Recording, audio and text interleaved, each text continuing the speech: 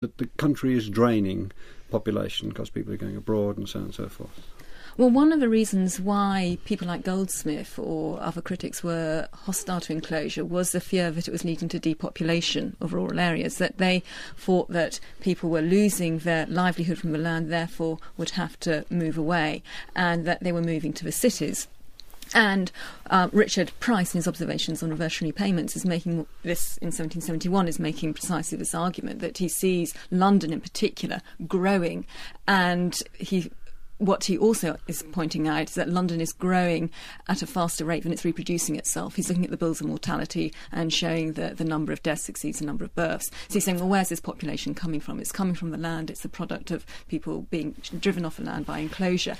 And so London is eating up the population, and it's corrupting the population. It's creating an effeminate, luxurious, morally corrupt population. And all these independent, bold, sturdy peasants who would have fought in the navy or in the army are being lost and jeopardising the national interest. Whether enclosure really drove population growth in cities is an entirely different matter. Some people might have been released from the land after enclosure, and they might have moved to towns. But the areas of greatest urban growth don't match up with the areas where there was most widespread enclosure during the 18th century. And what you're more likely to get is pools of unemployment in areas like the southeast where there was enclosure, because there's no obvious time for people to migrate to. Whereas the biggest towns which are growing most rapidly tend to be ports or places like Birmingham and Manchester, where migration, yes, it might, enclosure might have contributed to it, but it's also internal population growth to the towns. But enclosure is contributing very much to the feeding of the population, Mark Overton, isn't it? Indeed. Well, agricultural production is. I mean, there's the relationship between then enclosure and agricultural production. But yes, and really, in 1750, England was a net exporter of agricultural food.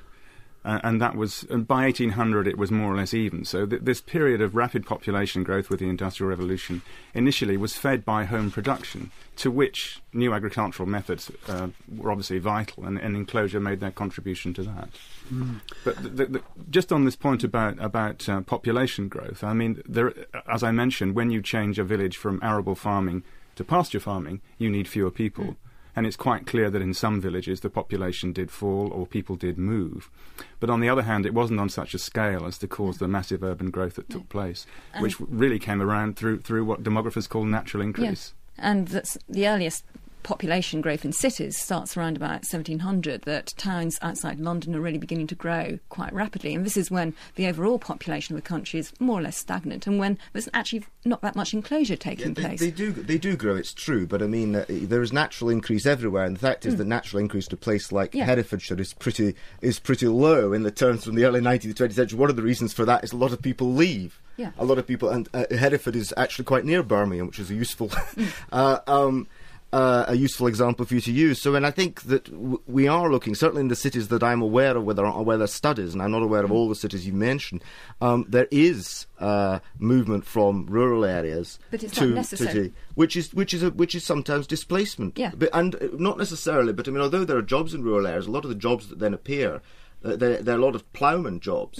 and they are badly paid. Yeah. And so in a situation where you used to be a tenant farmer, and now there are some ploughman jobs, but actually you can get 5 shillings, 10 shillings more a week by moving to an urban environment 20, 30 miles away. Exactly. They've been argued over since they happened, and they're being argued over this morning by you. What was Karl Marx's version of this, Mark Overton?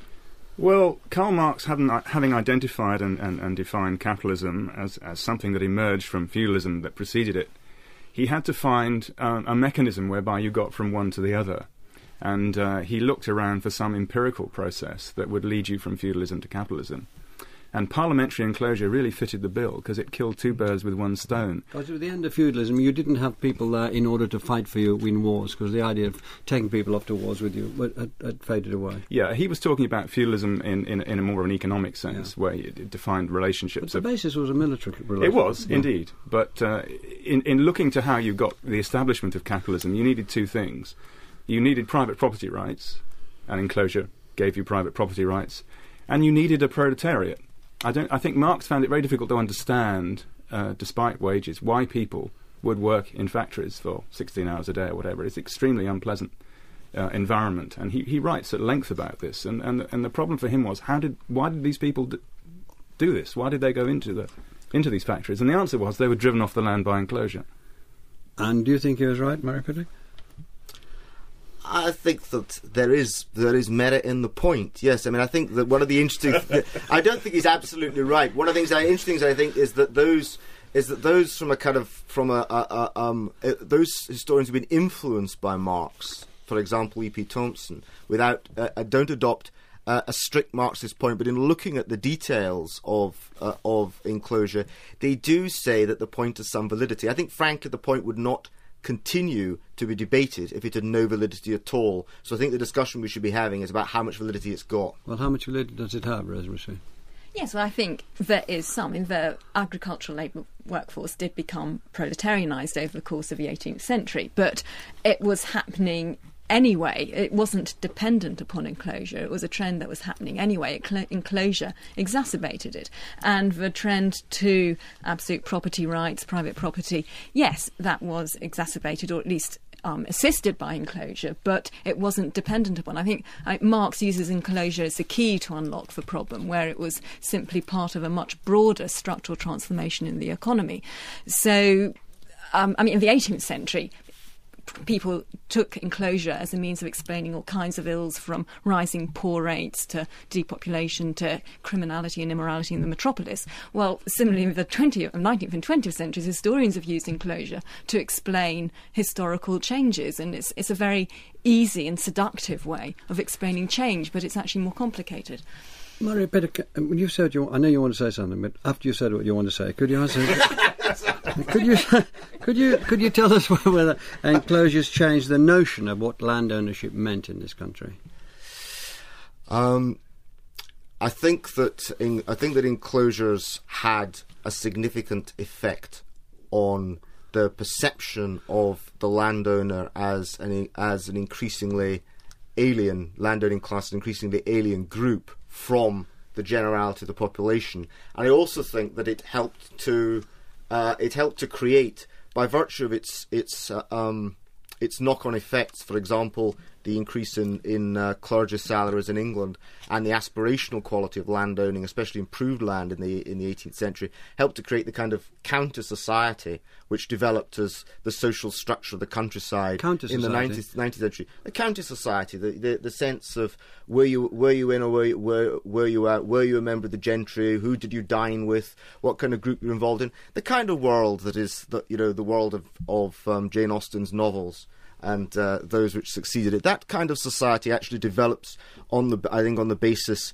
of a structure which is strongly geared to the importance and value of land, which is itself a development of the final enclosures of the third of common land that was still common in 1700 during the century that followed it.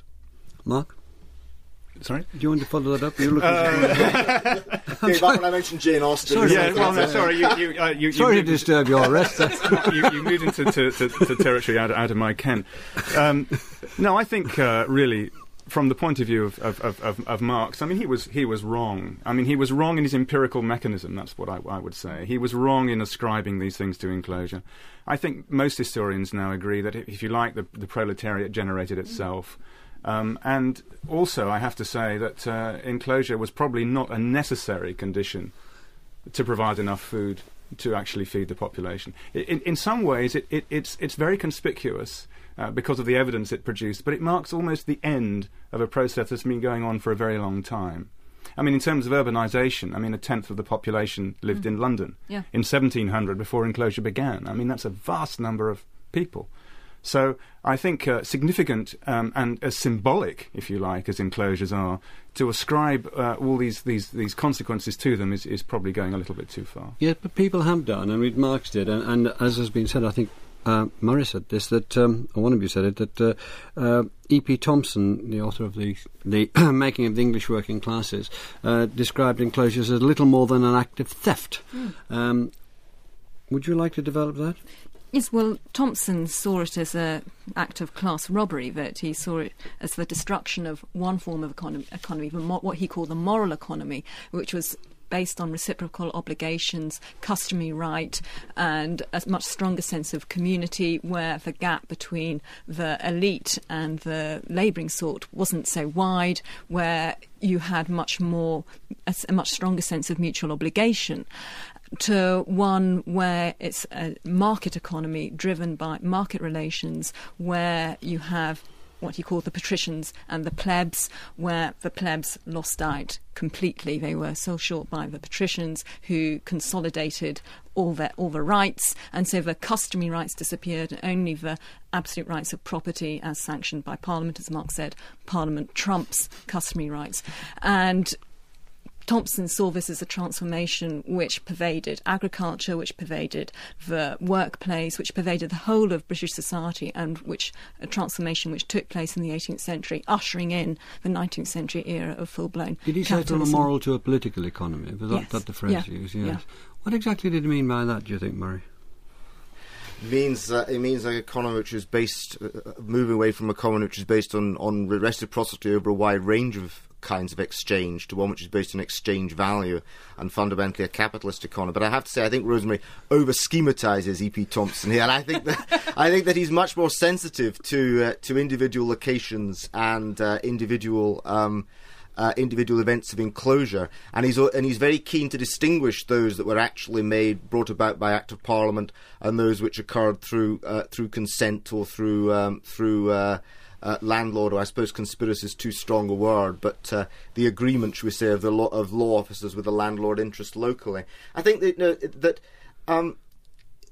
Thompson's case is fundamentally more complex, and it's stronger by being more complex. This is not an easy issue which can be resolved either down the route of proletarian self-fashioning, the proletariat invented itself, or on the other hand, a simple crude Marxist view that everybody who ended up in the industrial cities came from the rural economy, were displaced by evil capitalist landowners. I don't think either of those views is really tenable. I think we need, people have to find the place on the spectrum between them. Can I end up where I almost began, Rosemary? An idea that a lot of people have about the enclosures is the bold peasantry, and Wordsworth in his poem Michael, and we've quoted one way or another Goldsmith and John Clyde and so forth. How far do you think that obtains, finally? Do you think they were romanticising the plight and the position of the bold peasantry, or do you think that they were actually describing it more or less accurately? It's very difficult to know how much of the bold peasantry actually existed. As we said, certain areas of the country had already been largely enclosed. But you gave them great value earlier, didn't you? Yes, you said they received ideas, they were dependent. No, this is what contemporaries said they did, but the extent to which contemporaries were constructing this image of what they believed an ideal of a peasantry was, and the extent to which such people actually existed, is quite hard to establish. But in certain areas we do know they existed. Northamptonshire, for example, there is very convincing work to show that there were a lot of villages which did consist of these sturdy individuals who also weren't entirely dependent on the benefits of others, and therefore they could take part in, they were regarded as possible treasonous persons. Exactly, and they weren't beholden to anybody, so this was where their independence came from, that they weren't beholden, they weren't locked into any kind of relationship with an employer or through charity or through poor relief. They were independent, and it is quite clear too that after enclosure poor rates went up. More people had to be supported by the poor rates. So there is some evidence, but these people don't leave much in the records as historical traces from which we can reconstruct them. Well, thank you all very much. Thank you, Rosemary Sweet, Murray Pittock and Mark Overton. And next week we'll be talking about the ideas about the brain, the history of ideas about the brain. Thank you very much for listening. We hope you've enjoyed this Radio 4 podcast. You can find hundreds of other programmes about history, science and philosophy at bbc.co.uk/radio4.